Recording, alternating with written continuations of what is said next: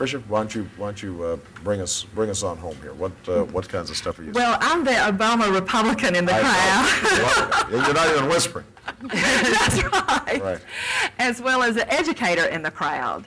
I live over in Edgefield County, but I'm in the Richmond County school system in Georgia. And everything that we've talked about has affected me, not only personally, but in the classroom.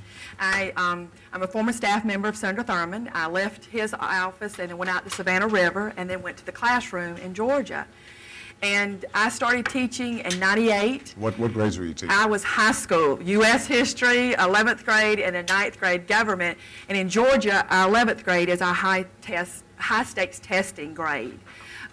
So I have lived through all the government policies with education. And I agree with you 100%. The money has to be there. You cannot expect to help children get up on grade level without any resources. And it's unfair to teachers. We have a lot of great teachers in the classroom. And it's unfair to ask them to pull out of their pockets resources that should be standard tools in the classroom. Now for me, I am in a doctoral program at South Carolina State, and I've financed my graduate studies with student loans. So I'm like you and Michelle, I'm going to be paying for this after I get that degree. Right. And I'm going to be okay because I've already established myself, right, if you will. What bothers me is children, particularly kids coming out of poverty, that they are literally pulling themselves up by the bootstraps. And look at the student loan, the debt that right, they're going to have. Well, that's why one of the things that we want to do is to provide a $4,000 tuition credit for every student every year that they're in school. That will lower their debt significantly.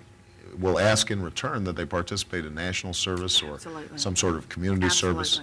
But, you know, and this is something that was raised by Donna's story. A lot of people are going to, and your story, a lot of people go mid-career and have to go back to retool, to right, retrain.